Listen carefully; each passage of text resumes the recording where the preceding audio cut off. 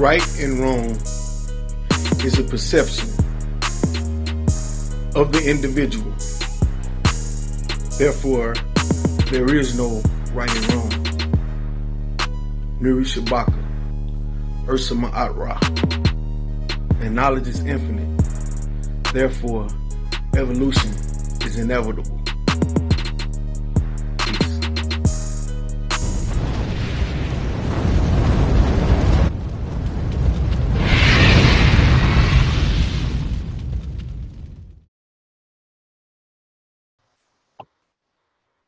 Welcome to Paradigm Shift TV 314. This is your brother, Pianki Patama Tulu Neferamon Ra. And today we have the Warrior-Scholar Metuhotep Jallow back again, going in with a powerful presentation. Brother, reintroduce yourself and let the people know what you're going to be laying down. Peace and blackness family. My name is Metuhotep Jallow. I'm a Kemetic Pan-African Garveyite dedicated to spiritual resurrection of black people all over the world, African people. That's what's up. That's what's up. All right, brother, I'm going to go ahead and do my screen share, and I'm going to let you get into this presentation. Let me know if you can see everything, and we'll let you go in. All right. Want me to go? Can you see? Yes, it. All right. All right. Want me to go? Shall I go start? It's on you. All right. Cool. Before I just start this discussion, I want to recite to us the Ode to the Ancestors that was given to us by the Republic of New Africa. It was written in the 1970s. O ancestors, blacker than the skies of Nut at midnight, pyramid builders and great ancient priests, warriors and mystic scientists, give us the inspiration to fight 1,000 lions. Give us the enlightenment to unravel the mysteries of the universe. Give us the substance to travel through the trackless swamps of disharmony.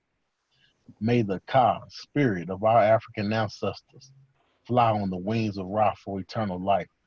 O ancestors, praise be your African name. Ashe. Ashe. I say that because we have to be able to evoke the spirit of our ancestors and know what it is that we're standing on as African people. We have to restore and resurrect our own VIPs. Our brother Leonard Jeffrey said your VIPs represent your values, interests, and principles. Now, I also want to recite to us an African identity pledge for those who are African at home and abroad. African people are an international racial family who share a common homeland, Africa, historical origin, racial makeup, culture, destiny, and bitter enemy, the white race. We are challenged by our common destiny to destroy the system of racism, white supremacy, and replace it with a system of justice. We are mandated by our Creator to return to our proper status as rulers of this planet. It is within the full rights and responsibility of every member of the Black family to see to it that is that this ultimate goal is achieved so that we may once again restore peace, prosperity to this earth, peace and prosperity to this earth under the divine and just leadership of God's first people, the black man, woman, and the child of Africa. Now, with this presentation today, I'm going to talk about and discuss the 42 laws of Ma'at and the 7 principles of Djehuti. Who is Ma'at? What is this thing that black people keep? I hear a lot of people hear about Ma'at. What is this woman? This is the foundation of African people. The Nile Valley culture principles were built off the moral standards of a black woman. Name is Ma'at. Ma'at represents truth, justice, righteousness, harmony, balance, and reciprocity. So if we practice these things, it's not going to be perfect, but this is something that we can practice on a daily basis so we can be able to restore peace within our community, because what we're doing in the community is VIPs that were given to us by other people. As I said, VIPs represent your values, interests, and principles. Whenever our ancestors, before they leave out the door, they will say these things. When they come back, they will check themselves. There's a Kemetic proverb that says, salvation is accomplished through the deeds of the individual. So it wasn't based on what you believe, it's based on what you do. Our ancestors knew that your belief don't make you a better person. Your behavior does. Now, first off, let me break down to you the ideals of Ma'at. There's 42 ideals, the concepts of Ma'at, and then I go into the 42 laws. I honor, first, I'm not going to count them, I'm just going to just recite them. I honor virtue. I benefit gratitude. I am peaceful. I respect the property of others. I affirm that all life is sacred. I give offerings that are genuine. I live in truth. I regard all altars with respect. I speak with sincerity. I consume only my fair share. I offer words of good intent. I relate in peace. I honor animals with reverence. I can be trusted. I care for the earth. I keep my own counsel. I speak positivity to others. I remain in balance. I am trustful in my relationships. I hold purity in high esteem. I spread joy. I do the best I can. I communicate with compassion. I listen to opposing opinions. I create harmony. I evoke laughter. I am open to love in various forms. I am forgiving. I am kind. I act respectfully of others. I am accepting. I follow inner guidance. I converse with awareness. I do good. I give blessings. I keep the waters pure. I speak with good intent.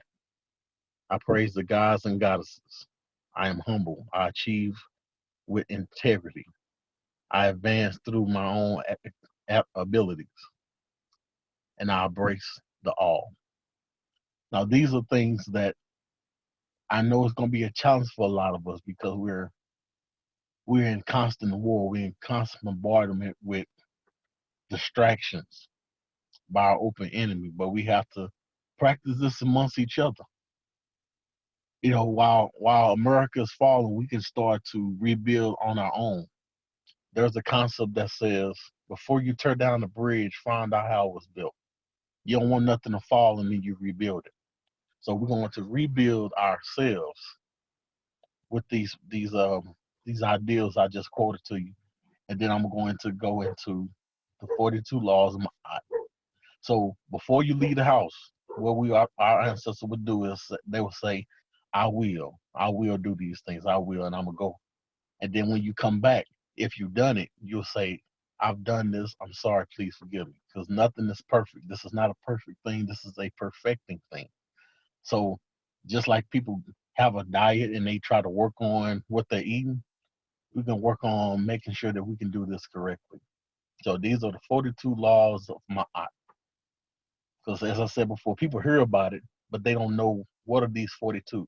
So anybody who's listening that's interested in getting these 42 laws and these 42 virtues of Ma'at, I'll email them to you completely for free. My email address is brotheryahuru@gmail.com. It's BROTHAUHURU@gmail.com. So this is the 42 laws of Ma'at. I will not commit sin. I will not commit robbery with violence. I will not steal.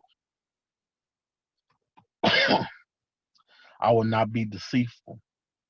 I will not slay man or woman. I will not steal food. I will not swindle offerings. I will not steal offerings for the gods and the goddesses. I I will be I will be inclusive. I will not be angry. I will not curse the gods. I will not behave with violence. I will not cause destruction of peace.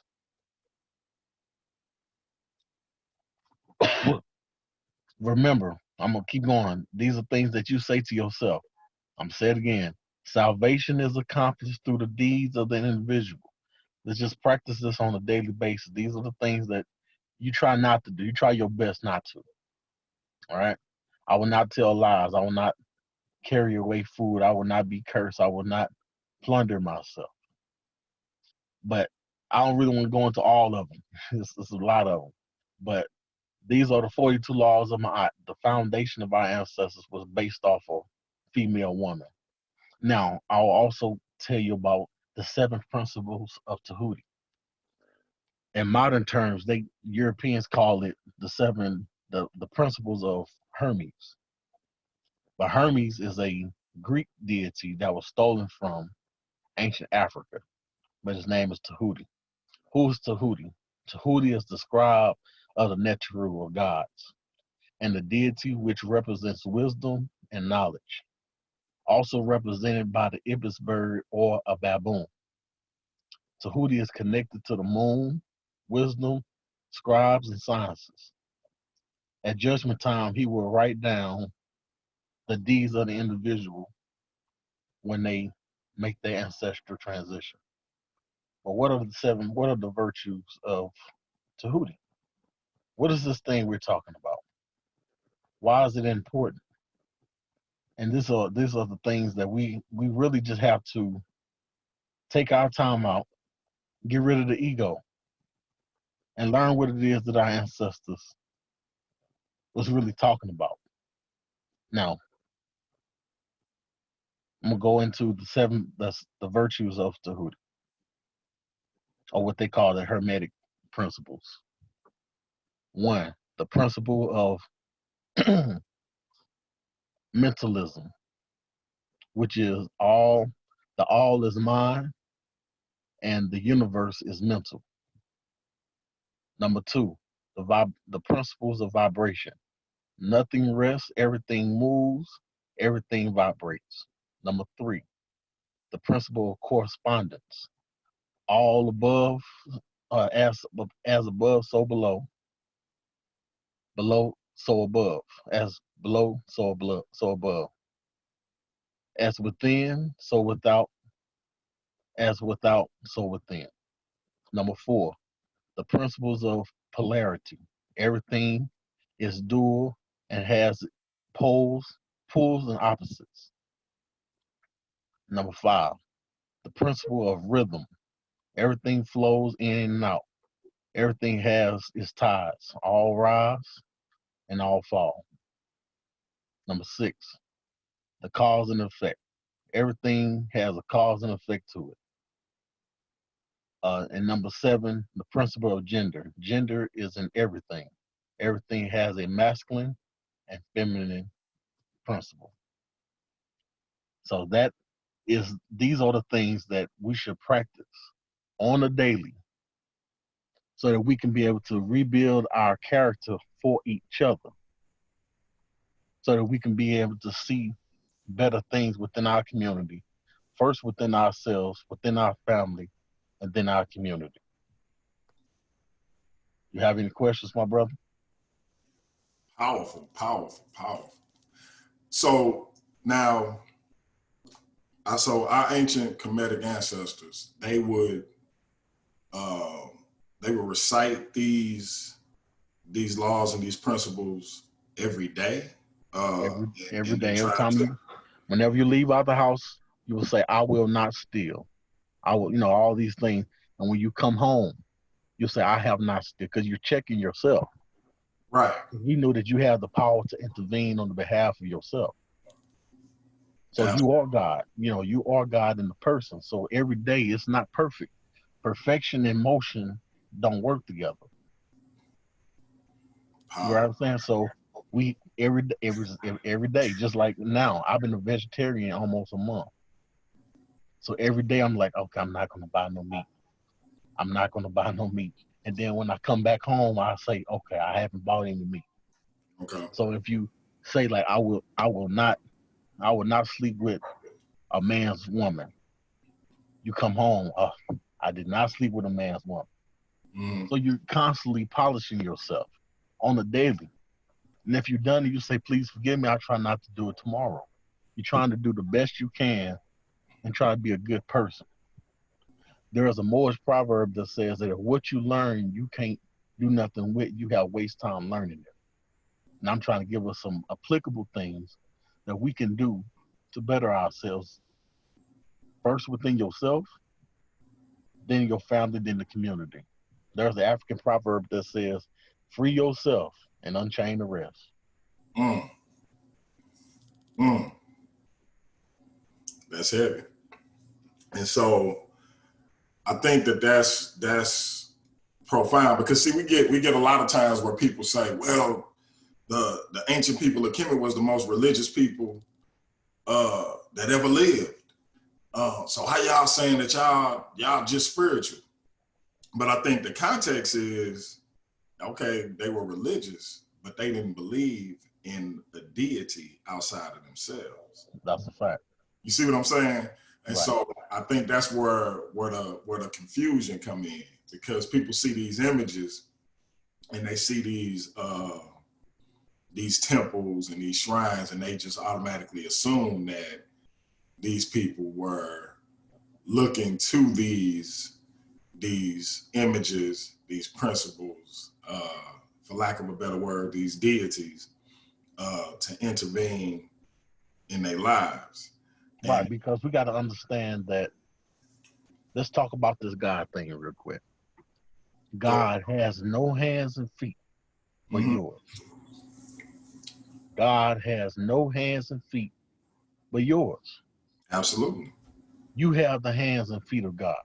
So whatever it is you asking this energy to do for you, you have the ability to do it. What they say is an old phrase that says that God bless those who have it. God bless a man that has his own. So bless yourself and get your own. Absolutely. That's the it. thing Right about there. it is, the thing about it is, as you waiting on a change while you wait. You There you have go. the power to do it. There you go. Even in the Bible, it says faith without work is dead. There you go. So There you, you really don't need faith. You just need the work. there you We go. just got to get rid of the emotional aspect of it and just open our mind to something different. Because obviously, what we've been believing so far hasn't been working for us. Mm-hmm. What's wrong with practicing the laws of Ma'at? We ruled a nation that existed over 3,000 years. Absolutely. We've Absolutely. been going by these Europeans. They have a whole nother feel. See, whenever you conquer a land, the first thing you do is you declare war on that culture. When they came into Africa, they declared war on our culture. No doubt. So they misinterpreted what it is that we were saying, taught that misinterpretation, and we're going around speaking misinterpreted information. It's like the Romans got inaccurate information. No, the Greeks, when the Greeks came in, they got the wrong information. And then the Romans stole from the Greeks. So neither one of them got the right information. It's like, I'm giving you wrong information, but you don't know that I'm wrong. So you just accepting it and running with it. And somebody copied from you. Neither one of y'all have it. Exactly. So when they was forcing our ancestors to teach them this stuff, they wasn't teaching them. They didn't give them all the information. No. That's No. why when you look at Freemasonry, they only got 33 degrees. 33 degrees? Our ancestors was sitting on 360. Exactly. You know, look what they're doing with 33. And this the thing that I think people miss. Like the ancient Kemetic ancestors, they outright refused to in most cases. You know, you did have some people who acquiesced to a degree. Like you said, they ain't teach them everything. But they didn't teach them that their indigenous spiritual system. And so the Greeks were left to interpret it the only way they knew how. And that was to superimpose the way they worshipped in Greece onto the way the Kemetic ancestors worshipped in Kemet. Also, even with the Prophet Muhammad, he said himself, he said, go to Ethiopia where no man is wrong. That's what he said. Yeah.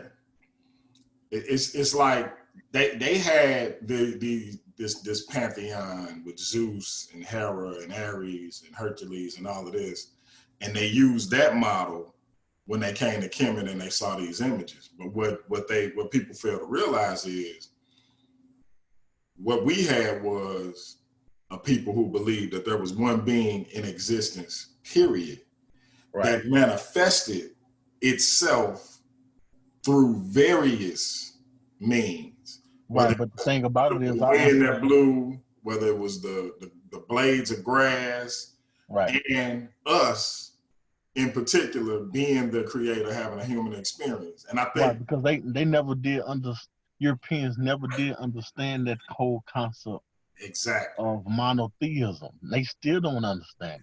You know, they don't go by the Ten Commandments. They don't practice what they preach. Because if they practice one of the laws of the Ten Commandments, it'll have to dismantle their whole system. When it says, thou shalt not steal, you just stole a whole nation. You can kidnap the people. Several nations. The world. You know what I'm saying? So we have to understand that what I just said to us is something that we have to practice amongst each other. You put that down when it comes to other people that's coming to enforce their will upon you. Mm-hmm. It's just like now, you know, a lot of us, we speak Ebonics, but when we go to the workforce, we got to know to put that down in order to get that job. You can't carry that with you because you're dealing with a different type of vibe, you know, because I understand what we're talking about. But when you're talking to Europeans, you want them to give you a position because they'll never give you power. They put you in position. You have to talk to them the way that they want you to. They want to hear you. They want you to be a safe Negro. Yeah, they want you to sound like them. Right. So that makes them more comfortable, other than you coming to them looking like you know something. Absolutely. That's why Frederick Douglass said that knowledge makes a man an unfit slave. Yes, sir. Yes, sir. So, yeah, man, it's one of the things that I want you to address real quick, and I know we got another show where we'll be breaking it down a little bit as well, but it's this idea that the ancient people of Kemet believed in multiple gods. Like this is particularly from our brother, the conscious Christian Jerome Green. That's something that he continues to harp on, despite how many times I've illustrated to him that wasn't the case. I mean, because I'll break it down. See, it's like I'll break down some of the deities. You have Set, supposed to be the so-called evil brother of Asar, over Osiris. Now, Set is a warrior, right? So that aspect of Set is you. You know, Set, when it comes to the body of a person, Set is your immune system. So it's not separated from you. Your immune system is constantly fighting for you. You don't make what's fighting for you be the peace in you. Asar is the peacemaker. Set is the peace breaker. Now, you need that Set so that no one will try to get over on you. You need that energy that's in you. There's nothing outside of you. Even with religion, when they talk about monotheism, that's a contradictory when you have a God that says, don't worship no other God but me. That's not oneism. Right. Right. Because you acknowledging yourself that it's other gods. You not yourself. You saying don't worship no other god but me. So where is monotheism in that? Right. Especially when you have a God to say, I'm a jealous God. Why are you jealous if you're the only one? Where's the oneness in that? Yeah. But when our ancestors said Asar, Aset, Haru, all of these deities are one being manifested and other things, Europeans couldn't understand because our ancestors was on a high spiritual level. So, for an example, we talked about your Sahu. Your Sahu is your spiritual body. We said your Sahu will resurrect and go to heaven. Mm-hmm. Europeans don't understand spirit. So whenever you see them reenact the ancient Egyptians, you have them showing you the mummy coming out of the tomb because he's all physical.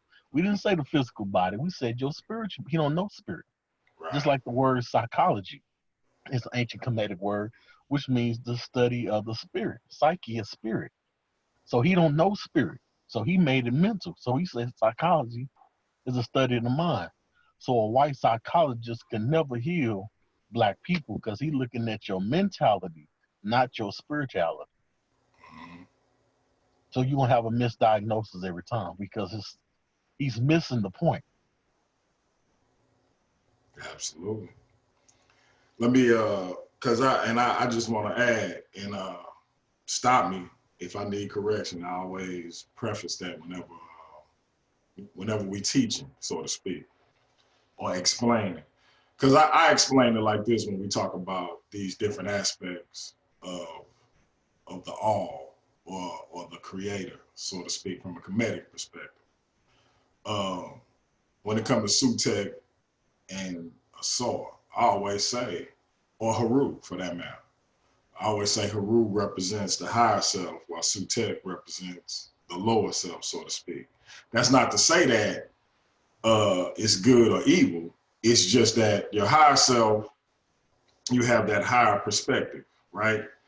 But you need your lower self. Like when you need to check somebody, you dip into that Sutek energy. When you need to be a little cerebral, you dip into that Sutek energy. You know, like when I'm dealing with my brother Metuhotep Jallow, you know, I can dip into my Haru or Asar energy, so to speak, because that's my brother, and I'm a come to him on a higher vibration. But sometimes when we dealing with our European counterparts, for example, you have to dip into that Sutek vibration because you have to be a little more cerebral, a little more guiling, so to Right, speak. because everybody's different to everybody. Absolutely. You know what I'm saying? So it's still you. Like the way Still, I'm to you, the it's way still I'm to you, the way I talk to you is not the same way I talk to my little brother. absolutely. The way I talk to my little brother is not the way I talk to my sister. My nephew got smart with my grandmother, and I had to get on his ass, and I dipped into that Sekhmet vibration. Right, and you need that. You know, it's because what our Yeah. ancestors knew See. when it comes to that, when that military mind, you Mm-hmm. don't make that your crown. You don't make that be your commander in chief. Absolutely. So And what so, they got in America, they got the one who's over the military, your commander in chief. So you got to have one, got to have your set, you got to have your assault, you got to have your set. One tells the other, and they work together. You don't make it all just one job. absolutely. And that's kind of the way I always use the example of my mother. I think you probably heard me say this a bunch of times. Like I say, when I was younger, we called my mother by her first name because we called my grandmother Mama. So we called my mother Orlean. And she was all right with it. Everybody else thought it was weird, but that's what she wanted us to call her. Now, even though we called her Orlean, when I would get in trouble, my sister would say, Miss Foster, looking for you. So I knew when my sister told me Miss Foster was looking for me, she's still talking about my mother. She's still talking about Orlean, But now the connotation is Miss Foster because her energy has changed. She been tapped into a different energy, but she's still the same person. You see what I'm saying? And that's all it is.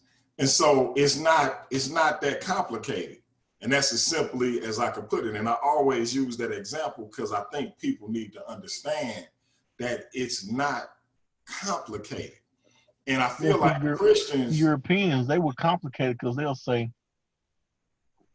there's this one God. There's only, and even Jesus would say, I and my Father are one. But yet Jesus went to the Garden of Gethsemane to pray to God. So is Jesus God?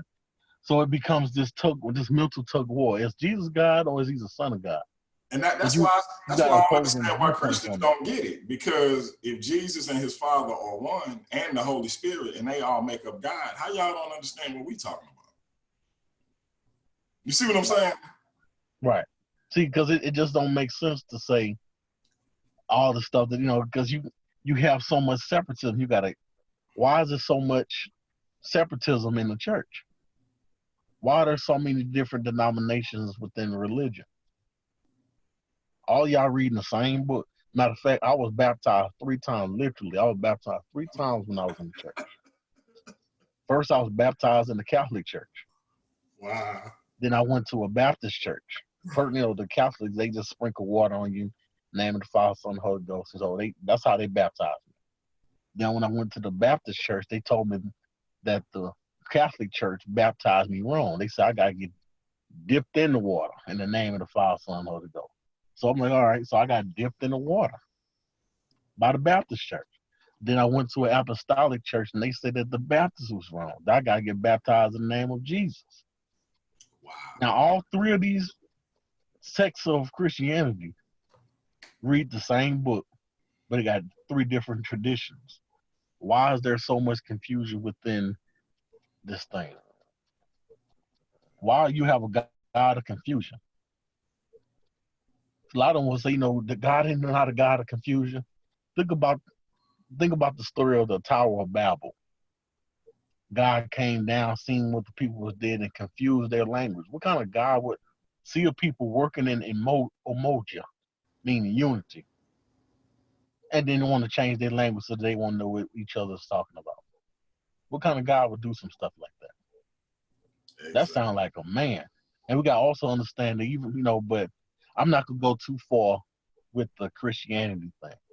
But as I said, those that want to learn more about the principles of Ma'at, just send me an email. I'll send it to you. We can practice this on a daily.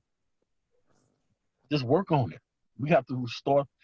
Malcolm X said, in order to defeat an alien culture, you must live out your own. Absolutely. Let's put down this nonsense that was force-fed upon us. All these religions were given to us by foreigners, fakers, and fools. Yeah, it's interesting because I think what's happened is when we deal with the Abrahamic religions. Now, you and I probably disagree on this point. I don't even say that Christianity or Islam, for that matter, is the white man's religion. I do say that they were co-opted by the white man and used for his purposes. However, I say this, they not our religions, irregardless of that. And so I always harken back to what John Henry Clark said, that religion is the deification of a culture.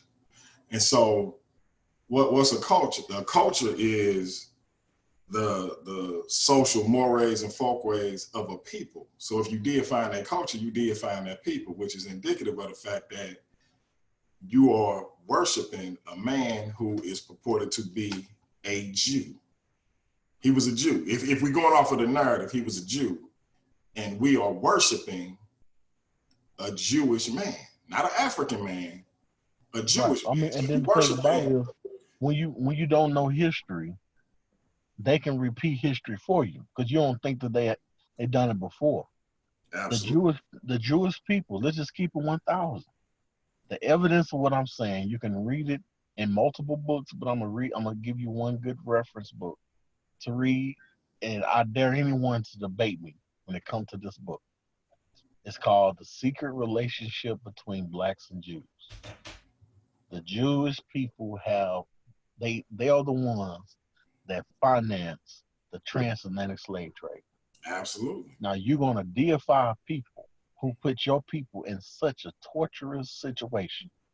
I was listening to You Dr. don't Leonard know that Jeffries break happened to that you. down earlier today, and I was like, wow, but people don't know that. Our people, and I'm gonna tell you this: most of our people that hear you say that and that do the research and that listen to Dr. Leonard Jeffries break that down and several other of our scholars, they not gonna care.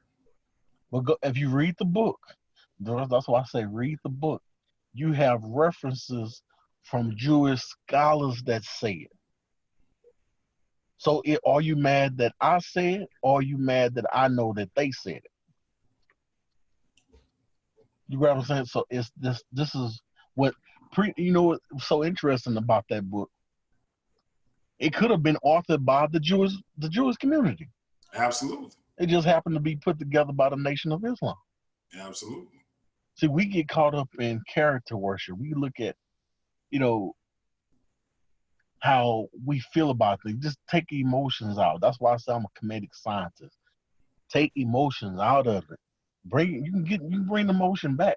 But as of now, we have to be real honest with ourselves on what happened to us in order to repair from it. The only reason why America would never apologize for what they've done to us is because they're still doing it to us.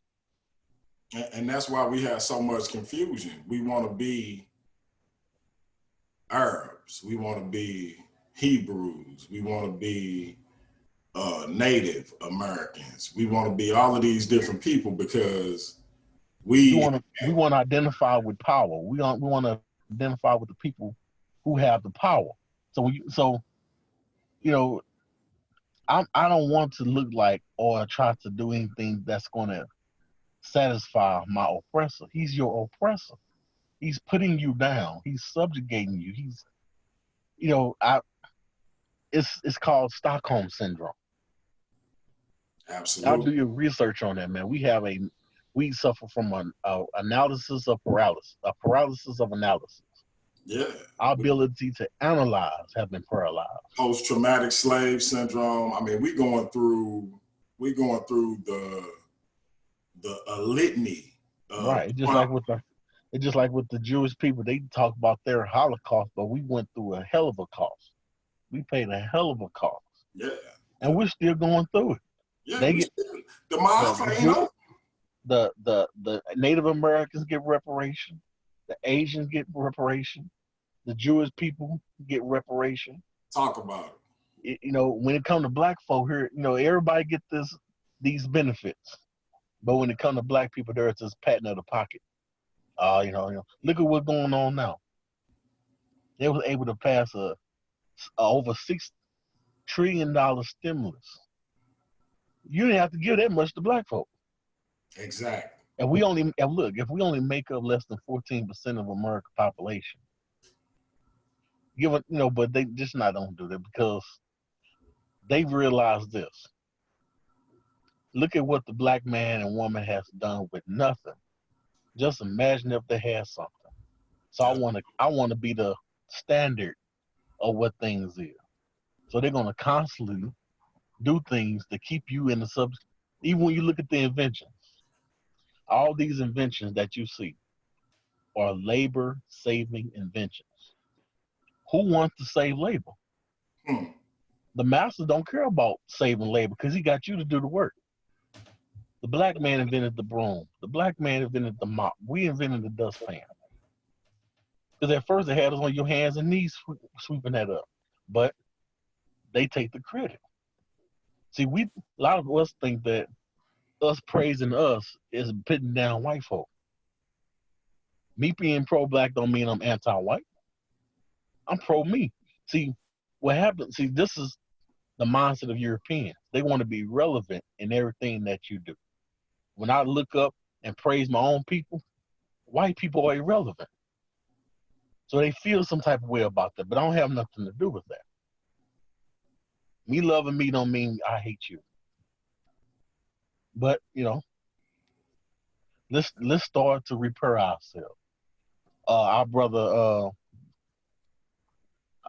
Frederick Douglass says it's easier to build strong boys than it is to repair broken men. Hmm. So let's rebuild with our children. Yeah. I might not be able to get it, but let's build it up to where our grandchildren will not only know the laws, they are breathing it. It's a daily, it's a thing that they're just doing. It's just in them. See, we have to read it out and try to practice it. But let's build it. Like our brother Dr. John Henry Clark talked about how we need to build a bridge. They go from America to Africa. Now, so he was giving us analysis. If it takes us 100 years to do it, if we start this year, we got 99 more years to go. Just get started. So if using this platform and disseminating information about the laws of Ma'at, if we start now, it ain't that far for us to get to where we need to go. We just got to get started. Let me ask you about this real quick, and then I'll let us get ready to close out. I said let me ask you this real quick, and then I'll get ready to let us close out. So one of the things this what I want to ask you about is how do you feel when you hear Black people, be it Christians, be it Black Muslims, NOI, Moors, etc., Hebrew Israelites, so-called Aborigines. How does it make you feel, or what do you think when you hear them talk about Africa in a derogatory fashion in order to defend their position on their religion or who they think they are as far as identity? In other words, they put Africa down, or they put African spiritual concepts down and lift European values up in order to justify Christianity, Islam, or Hebrew Israelism, or they put the African identity down in order to justify their. Right. I get what you're saying. They put Africa down just to lift Europe up. The reason why I think about it from the voice of our ancestors. People that know me, even you, I have probably over 2,000 African proverbs stored in my mind. Absolutely, you do. I call you the encyclopedia of African proverbs. I have them. I have so many of them, and one of them that I always dig up. I'm gonna dig up one for you now, based on what you just said. That question. There's one that says, "The doctor cannot get mad at the patient for being sick." Hey, I had to do a Rennie. The doctor cannot get mad at the patient for being. We are doctors, but if I'm working on you, I know you're gonna scream, you're gonna shout, you're gonna fight. It's gonna be painful. It's gonna be long. It's gonna be stressful. But the reason why I'm going through all this stuff with you, because I know once it's all said and done, and these seeds of Pan-Africanism is planted, you're gonna be all right. It's gonna be a screaming process because change hurts. But I gotta plant that seed. In order to move forward, there are some realities you're gonna have to come to grips with. That's if you want to move forward. Absolutely. So I came to the reality of a lot of the stuff, and I started to just look at it, and I'm like, okay, all right. The doctor cannot get mad at the patient for being sick. We're sick, brother. That's a fact. That's what I just said. Just basically giving your question from my perspective. Yeah, we want to denigrate Africa in order to lift up our oppressors. Man, the Native Americans enslaved Black people. Now I'm Native American. What you're basically saying is you're proud that your ancestor was raped. Because think about the consequence of what they doing. The Native Americans had slaves, right? Right, and they captured some. The Hebrews financed these quote unquote Hebrew Jews. They financed slavery. right? Um, the Arabs, these Muslim Arabs had slaves. The sub-Saharan slave trade. So we want to be these people who oppressed our ancestors. Like, think about the implication of that. That is crazy to me. That is crazy. And I get offended, but you just said something, and I had to think about it. The doctor, being us, can't be mad at the patient for being sick. That's, you know what? So because I gotta get out of my feelings and just continue to provide the medicine, if that makes sense.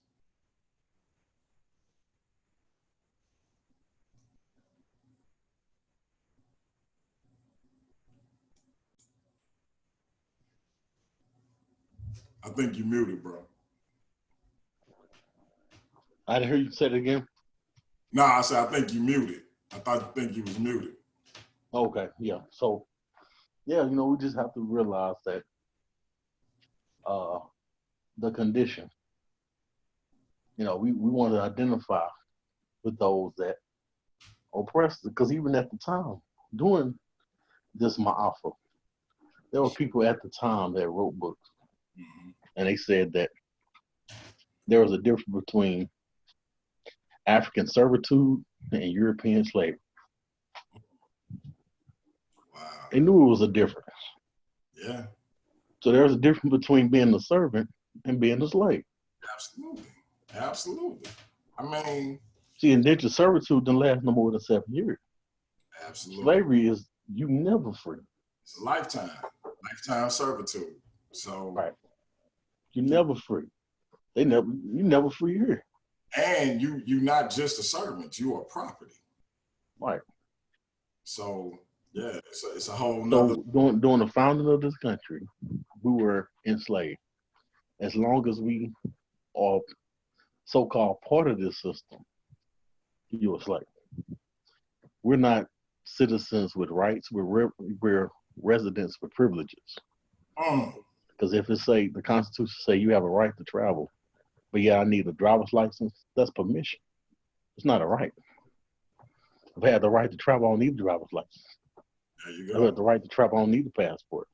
But those are things that we don't address because we don't want to hurt nobody's feelings. Exactly. We don't want to rock the boat. We don't want to rock the boat. Exactly. The boat that they put you in, just like when Christians say he brought me from a mighty long way. Where he brought you from?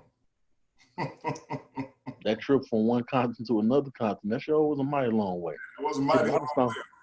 A lot of times we say stuff, it's just on a subconscious level. You brought you from a mighty long way in your own filth, your own urine, your own menstrual cycle, your own feces.